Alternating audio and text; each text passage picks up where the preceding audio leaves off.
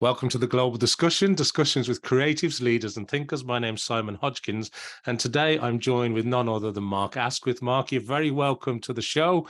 Let's begin by asking you maybe to introduce yourself and let our audience know a little bit about your wonderful journey in this world of podcasting, audio and everything in between. So over to you, Mark. Well, thank you very much. Yeah, good to be here, mate. Yeah, my name is Mark. I'm the MD and the co-founder of Captivate, which is a podcast hosting platform. So we deal with everything from hosting, distribution through to monetization, analytics, guest booking, interview management, episode planning, ideation, research, everything in between. So it's a full workflow system for podcasters. And yeah, I started that with my good friend, Mr. Kieran McKeever. I've been in podcasting, the podcasting industry since before it was really an industry. Which is interesting. And we were then acquired by Global here in the UK at the end of 2021, which was good. So we're now part of Global, which for anyone not in the UK, we're a stakeholder in places like iHeart in the US. We're the UK's biggest media platform and media company with every radio station I'm sure that you'd recognize, and we own a heck of a lot of the outdoor advertising and branding across the country as well. So it's good. So I run the hosting and distribution side and the tech side of podcasting over at Global, which is fun.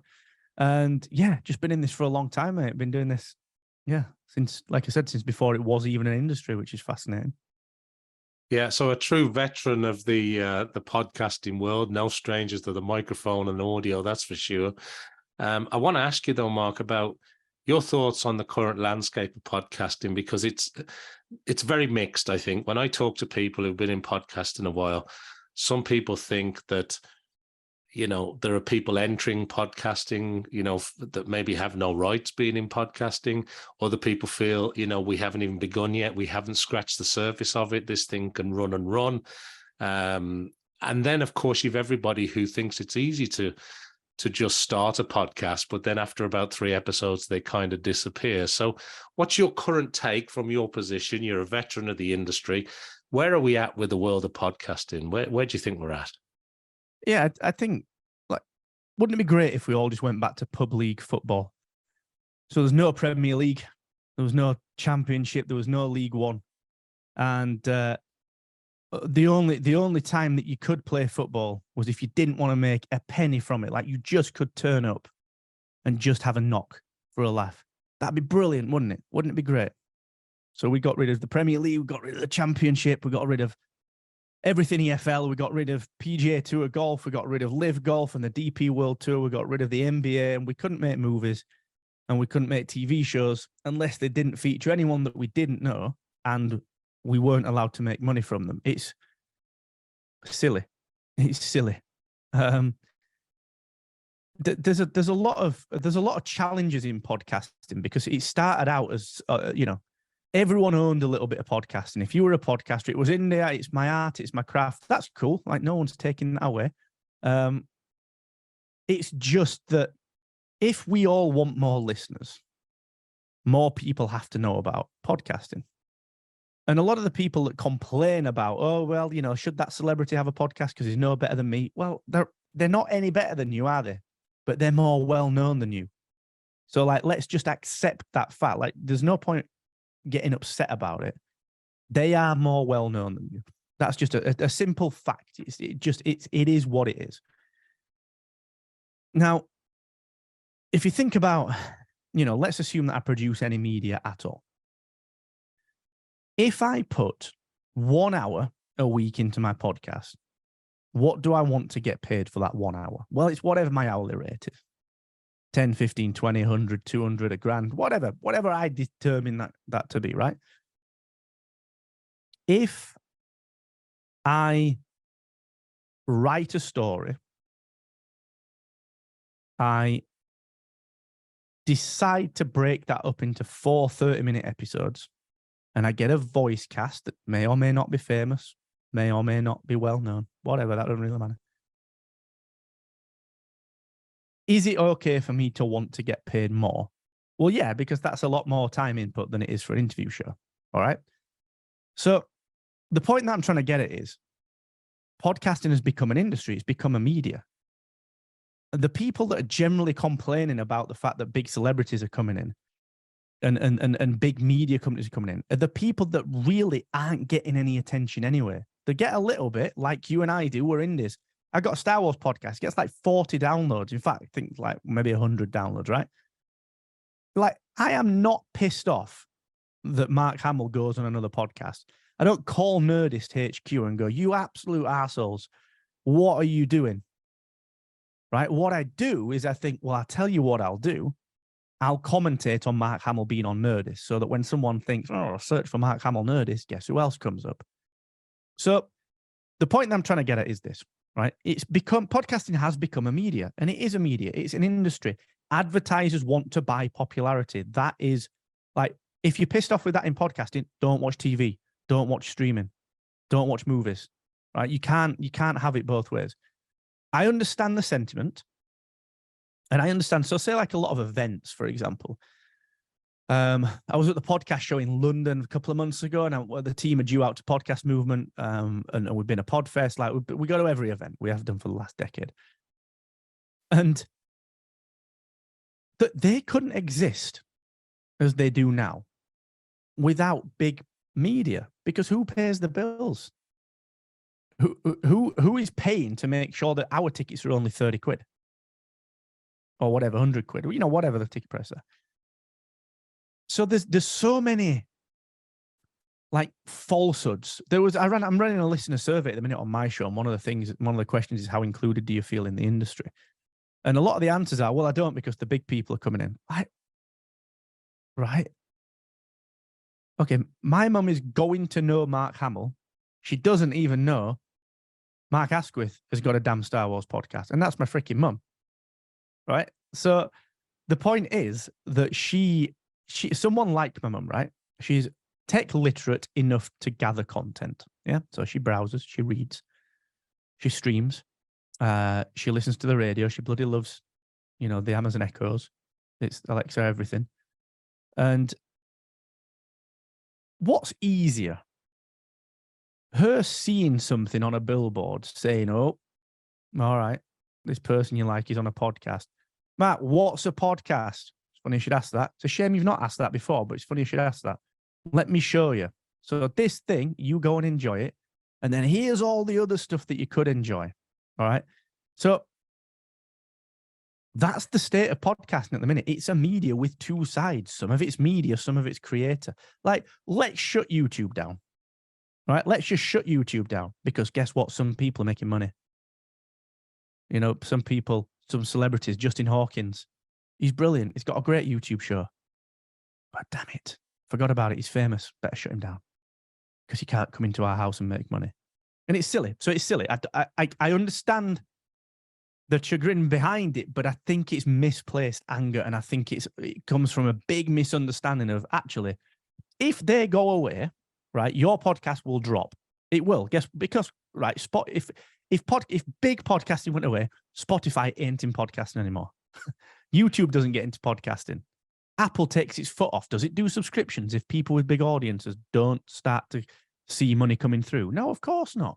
So everyone steps off podcasting, and we end up where we were 4, 5, even 10 years ago, which is where how many Americans knew about podcasting? You'd have to look at the Edison research, but it was far less than it is now. And it's not because they know Mark Asquith's Star Wars podcast from his bedroom here in bloody Manchester, is it? It's not. And it'd be bloody lovely if it was. It's a cracking show. I'm hilarious. But the point is, people don't, it just doesn't work like that. So I do understand the perspective, mate. And I understand why people get mad, but I think it's misplaced anger. That's like me self-authoring a book and being pissed off at Stephen King. It doesn't add up, mate. Got it. Well, listen, a great answer and a great intro to the world of Mark Asquith there for everybody watching or listening to this episode. There was a bit of controversy. You mentioned a couple of, whether it's Podcast Movement or a couple of conferences or events that you were mentioning, and it just reminded me of the sort of recent almost controversy, I suppose, about the British Podcasting Awards. It kind of changed hands. The ticket prices increased a lot. There was an awful lot of pushback about that. And there's a lot of opinions in podcasting, isn't there? I think, to your point. But ultimately, it sounds like you're on the side of, look, there's room for everybody. And ultimately, without the big guys, the small guys, it takes everybody to be involved to basically improve and grow the industry globally, right? Do you remember when a Sonic the Hedgehog trailer came out? Can you remember the movie? You remember the design for Sonic? It was terrible, wasn't it? There was a lot of pushback, a lot of anger from the fans, inverted commas. Yeah, exactly right. How quickly did they change that design on a multi-$100 million movie? And they were suddenly able to change the design of the main character in every scene and every shot within what, 2 months, 3 months? Now I'm no genius. It was quick in the scheme of making movies. Yeah, it was quick. It really was, wasn't it? So that got them a lot of attention on the movie, getting that wrong. And that's a big inverted commas wrong. To me, that's clever marketing. How do you get the attention of the 40-somethings that are going to be so annoyed that you've touched their childhood? Well, you butcher their childhood. You take it away, you change it, and you develop it into something that is unrecognizable so you can bring it back into the thing they love. And it worked. It worked. And I'm not saying this is the case, but if I was running an awards ceremony, it's easier to come down in price than it is to put your prices up. So that's all I'll say on that one. But I think the accessibility of podcasting is important, right? Okay, so I've got my phone here, right? And I'm gonna, I could do a video now. You and me, we could do a video. We're recording this now. It's great content. You and me will have a good time. You're great at what you do. I'll answer some questions. I'll have a little bit of banter with it. It's good content, right? Will we get an invite to the Oscars because of this? And so this is the problem, right? I'm not gonna go to the Oscars, and if someone's listening to this in audio, am I gonna get a Grammy for the intro music of my podcast? Probably bloody not. So again, it's the same problem, right? Podcasting is all bundled together in this massive, massive industry that is called podcasting. But so is film, and so is golf. Like, I will go play golf tomorrow evening.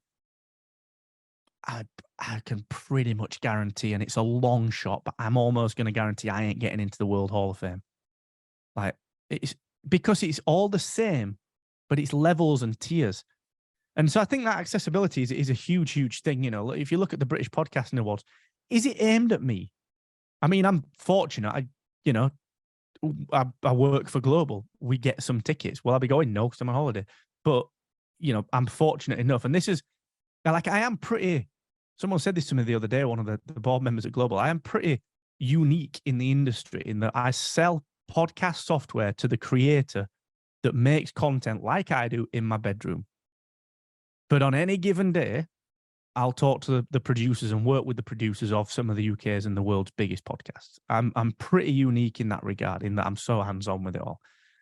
And I think this is why that accessibility thing is such a challenge, because it's all called the same thing. Well, think about it. Like, why are we recording video? Why are we recording video? If this is a quote unquote podcast that's delivered via RSS, unless you're going to put it into Spotify as an RSS free podcast, which I'm betting you're not, it's probably going to go on YouTube. Why are we doing this as video? And the point is just, why not? It's loads of fun and people will enjoy it, and you'll get a bit of discoverability on YouTube. If you go over to those who shall remain nameless, other people in the industry, they will lambast you. This is not a podcast. It's not delivered via RSS. Like, who cares? Who cares? Like, okay. I tell you what, every time my mum goes to watch a podcast on YouTube, I'm just going to say to her, don't bother, mum. Why? Because it's not a real podcast. I know mum, I know you're going to really enjoy the content, and I know you like the people in it, and I know it's fantastic, and I know you'd probably give them a couple of quid as a tip or sign up to the Patreon. But I got to pull the rug out because it's not done via RSS, mate. I'm really sorry. Come on, let's go out for a cuppa. Great point. Me in the face. Great point. Great point, Mark. And I think you mentioned Edison Research, and anybody who's in the podcast world will know Edison Research. Like, YouTube's growing pretty quickly when it comes to people listening to audio on YouTube. And Spotify, I think, they launched their video podcasts as well. But there are lots of engines out there. As you say, does it really matter? Ultimately, the consumer will decide. But you're talking about accessibility, and the question that sprung to my mind was, you're known as that British podcast guy, right? You managing director, co-founder of Captivate, acquired by Global, veteran of the industry. What would you start advising somebody that's interested in the world of podcasting today, in today's world? Do you know, I actually wouldn't do anything really that different. Like, if you think about it, what's changed with writing books? The self-publishing element of it. All right, that's the biggest change, isn't it, over the last last 2 decades. Same with movies. I can create a Star Wars fan film and stick it on YouTube, and it'll get 2 million views. That's the only difference is the technology and the distribution. I wouldn't necessarily do anything fundamentally differently. I would put it on something like Captivate, and I probably would put it on YouTube, because why not? And but the fundamentals would remain the same. All right, I need one of these, a microphone. I need an idea, and I need to make that idea good. Now, that leads me to one. It's more of a mindset that some people didn't have, but that I think a lot of people did have. And if you didn't have it, this is the thing that I would change. So 10 years ago, I always wanted to do good content. I'm one of those people, like, if I'm going to do it, I may as well do it properly, because it doesn't take any more time to do it well to what it does to do it not very well. So I would always do it well. 10 years ago, when I got into podcasting, maybe 110,000 podcasts, which sounds like a lot, but if you think about it, over the entire gamut of interests in the entire world, the myriad interests that there are across the globe in every different idea and niche, and it wasn't that many. I could start a knitting podcast like my friend Joe did, and it would get awards, which it did. And that's not to say it was because there aren't many others out there, because it was good content. But let's be honest, would she have won as much or become as popular if there were 50 other shows doing a similar sort of thing? So what you could do back then was you could just we've seen it with like entrepreneur shows. You see this all the time. People still thinking that they can do the same as EO Fire. Like, you can't. Like, you can't. You're not John. I know John well, and he changed his format. He had to change it. This is one of the biggest entrepreneurial business shows on the planet in 2013, 14, through to 2018 maybe, and then he changed his format because it stagnates. And so that's the thing that I would say, is that you could go into podcasting with average content and do disproportionately well 10 years ago. Whereas now, technology's moved on where your mic sounds amazing. You've got a PR40 there. It sounds brilliant. I've got this SM7B. It sounds brilliant. Like, there are no bad mics anymore. You just can't buy a bad mic. If you're serious about putting 100 quid in, you ain't buying a bad mic. So that part of it's easier. And the content element of it just has to be tighter. You've got to plan, you've got to ask pointed questions. I do a lot of interviews as that British podcast guy, which is hilarious. I've got that moniker because I was the only British podcast guy at the events back in the day. Like, for 5 years, I was the only Brit there. And I get asked, like, I go on so many podcasts and I get so many of the same questions. Like, I do that in my sleep. What do you think of this? What do you think of? And that's cool. That's what I'm there for. That's my job. But the content that gets shared and the content that stands out is the stuff that people ask me about that's a little bit different. Whatever. So I think that's the big difference, is that I would make sure that, had I had the mindset of just plug in, play, and release a podcast, I'd want to upgrade that mentality. So that's the only thing that I would. But from my side, I've always wanted to do that anyway. So I think it's not something I would change personally, but I think a lot of people coming in have to be mindful of. But everything else is the same. You distribute it. There's a lot of people think that promotion is marketing, which is wrong. Look at Barbie and Oppenheimer. That's marketing. That's marketing. It's cross-channel. It's multi-channel. It's highly considered. It's expensive from either from a time or from a money perspective, and it's done really bloody well. whereas I think a lot of podcasters, and this is something again that I think a lot of people should be thinking about, they assume that quickly promoing on Twitter is marketing your podcast, and it's not. That's promoting the episode or the sentence within the episode, so it's very different. So yeah, a couple of things around that, but largely it's the same. I would just produce good stuff to start with. Otherwise, like, how can you market something that's substandard? Like, without the foundation of quality, you aren't going anywhere, I don't think. Great advice, Mark. I appreciate you sharing that. And you mentioned planning, and that brings me nicely onto the next thing I wanted to ask you. But it's not just about planning for podcasts. It's more about your landscape, because obviously you're involved in lots of things, right? You do speaking, you've got the company, people are, you're guesting on other people's shows, etc. You've got your own shows.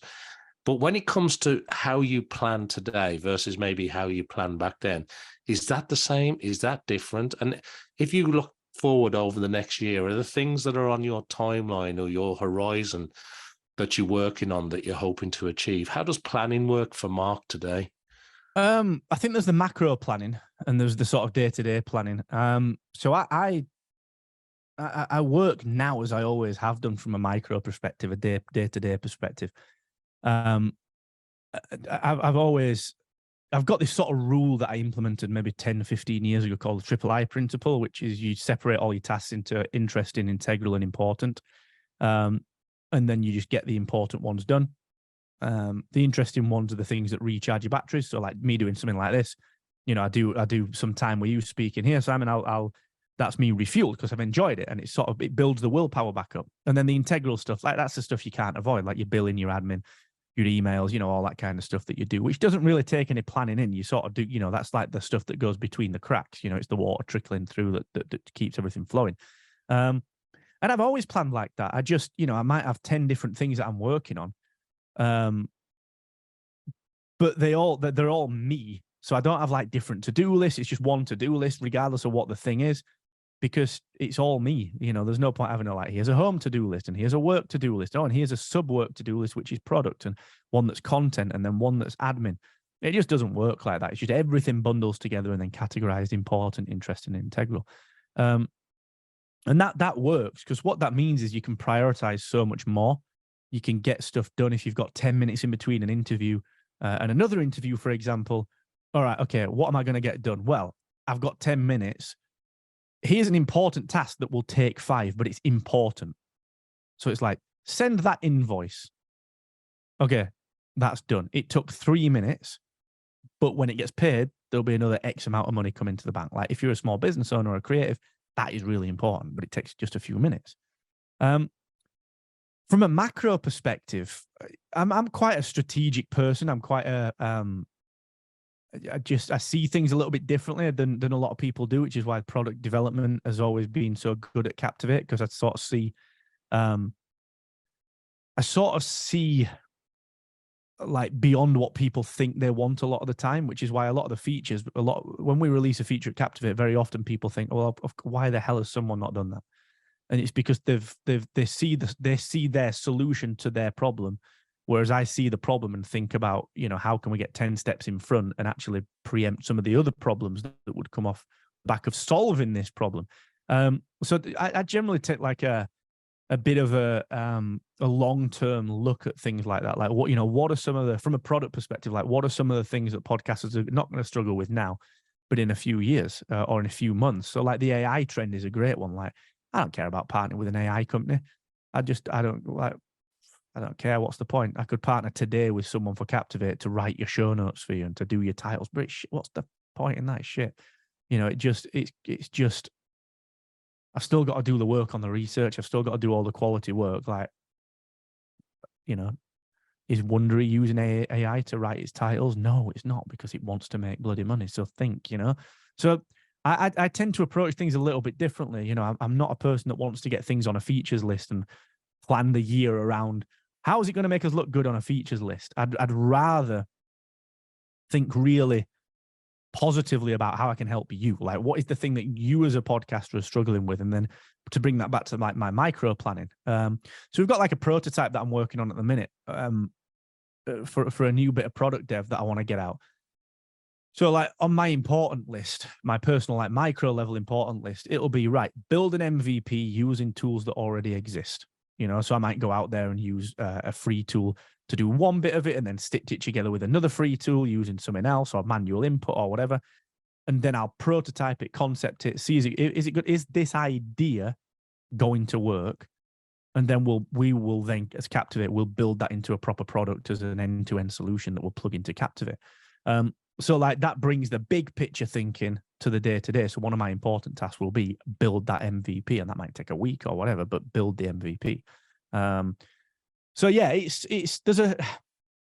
there's also like the, Mark, the manager, quote unquote managing director, all the stuff you've got to do as someone that's running a company, even though it's within Global, we still operate as an independent department and company within Global. So there's all the all the basics to do, but they just fall into the integral category. So I just get to them, I get to them when I need to get to them. So yeah, that's a bit of a nutshell look at it. Yeah, I like that a lot. And the 3 eyes is a really good way.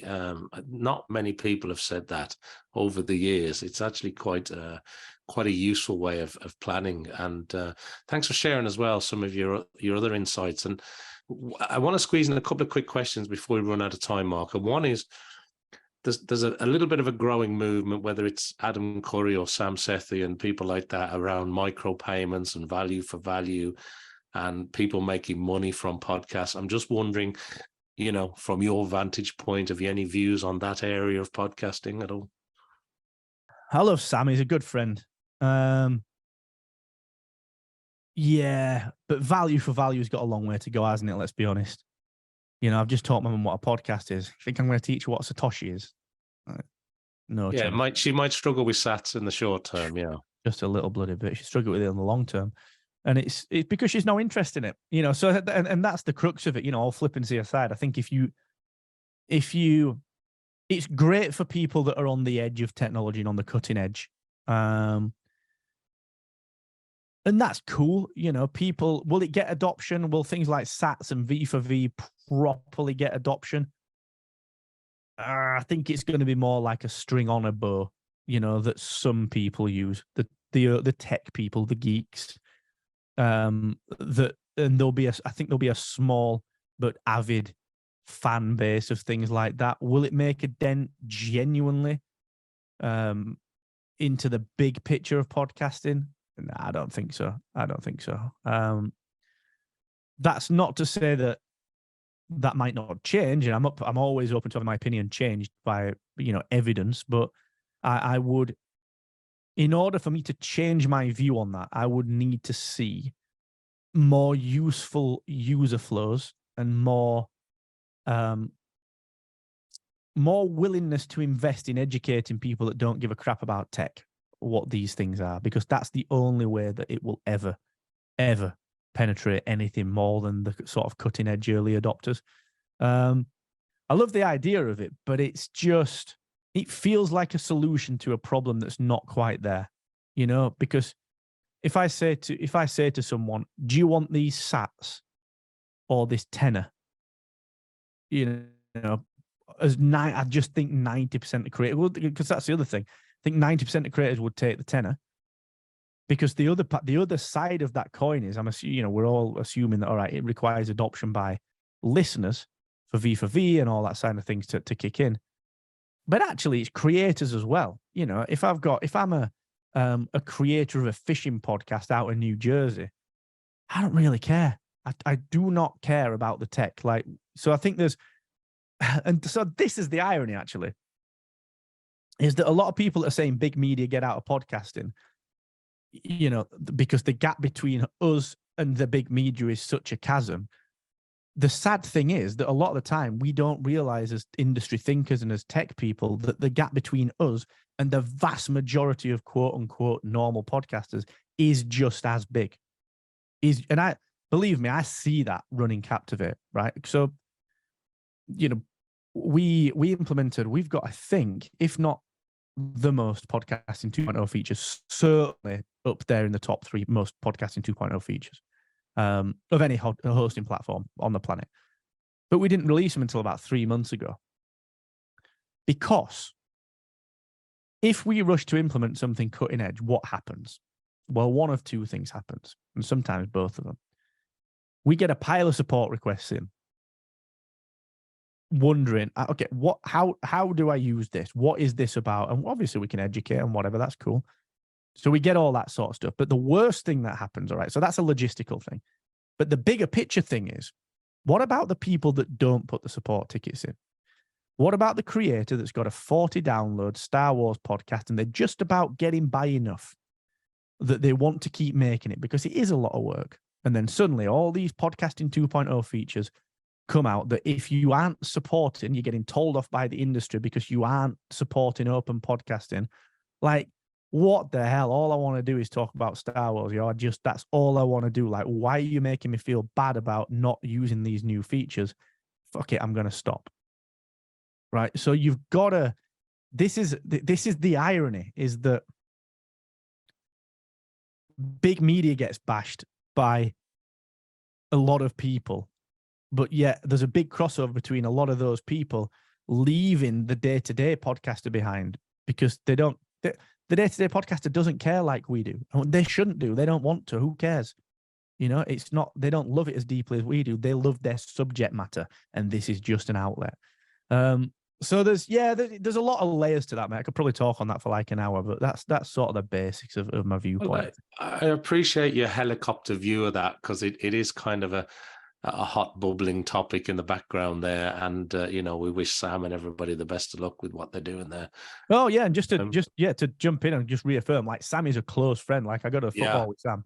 You know, he's a good friend. We're off to Anfield sometime over the next few weeks, and it's like, I love the guy and I love pod fans. I think it's great, but I think the point that I'm getting at as well, just as a bit of a key takeaway, is, and I live this through Captivate. If I would develop something new, it's my job to let everyone know about it, and to do it in such a way that doesn't alienate people. That's always been my stance in the industry. You know, there are a lot of hosting companies out there. When we entered the space, the shtick from a lot of hosting companies was, if you don't know what a feed is, you are an idiot and you shouldn't be in podcasting. And that was one of the reasons we started Captivate, because I was like, what kind of narrative is that? How are we going to grow the medium if that's the way you act in Facebook groups? And it's the same with all this. So yeah, absolutely. I think Sam's doing great work. I think V4V is a good initiative. I just think we've got to be realistic about when and where it'll be adopted. Well, thank you, Mark. And look, the last thing I want to squeeze in is there anything else that we haven't touched on that you think's important in the context of what we've been talking about today that you'd like to share? And secondly, and obviously importantly, if people want to find out more about Captivate and Global and your shows and everything else that you're doing, where do you want to point people to? Yeah, thanks, my friend. I think just mark.live. That's just my show. We're starting to cover a lot more industry thoughts as well as education around the industry as well, which is good. So yeah, mark.live, that's over there. And then on Twitter at Mr. Asquith, that's just where I do most of my engaging, or on X these days, that's probably what we should call it. I think the big thing for a lot of people in podcasting is still just this notion of, you know, when you press record and you distribute, you are a content creator. You know, and I'm not gonna. If you're not gonna pick your guitar up and go and play a gig if you know that you're not very good, you know, you'll want to practice and you'll want to get better. And that's not to say that you need to be, you know, if you're a guitarist, you don't need to be Eric Clapton, you don't need to be Slash, you don't need to be Steve Vai. You've got to just feel like you are doing good enough. And let's be honest, you might be shocking, but as long as you feel like you've done your time and you've put the work in and you've got as good as you can be at that point, then you'll feel better about doing it. And I think for me, that's the same with podcasters. We see so many people, you know, saying, why should I get into podcasting? It's too busy. I can't get a break. No one's got any eyes on me and all that other stuff. Like, no one else is going to do that for you, and no one else should do that for you. Like, if you have a Star Wars podcast and you want to pay your mortgage with it, treat it like a job. If you want to make a Star Wars podcast and make a Star Wars podcast because it's mint, then just make a Star Wars podcast and find another way to pay your mortgage. Like, you can't. I think that's the big misconception, is that, and it's probably, this has been plied by the gurus, hasn't it? Like, golden age of podcasting. create, grow, and monetize your podcast. You're like, well, actually, let's create the damn thing and then we'll grow it. And then if maybe we'll monetize. It's not, when you start to say things like create, grow, and monetize in one sentence, it's like get bricks, get concrete, has house. Like it doesn't work, does it? It's totally different. And I think that's the one bit of advice that I would give people is that have a realistic expectation of what it means to be a podcaster and enjoy that element of it. And then, just to cap that off, you normally get really good at things that you enjoy. So don't podcast unless you enjoy it. Right? There's no point because it just becomes a job and you'll just sack it off. But you do become very good at the things that you enjoy. And when you get very good at something that you enjoy, people notice. And when people notice, they tell other people. And when they tell other people, they notice as well. And that's called marketing. So just get good at the thing you enjoy. And if it happens to be podcasting, brilliant, stick around. So yeah, just start there. That's great. And great advice to really bring us home at the end of this episode. Thanks so much, Mark. It's been great. I'm sure everybody watching and listening to this episode around the world has enjoyed hearing your viewpoints. Make sure that you like, follow, subscribe to everything we do in here at the Global Discussion. We sure like you to join us back here for some more conversations with creatives and leaders and thinkers like Mark Asquith. And Mark, thanks so much for your time today, my friend. It's been an absolute pleasure to have you on the show. Oh, my serious pleasure, sir. Yeah, thanks for having me. And just thanks for everything you do. It's all great stuff, buddy. Thank you. Thank you, Mark.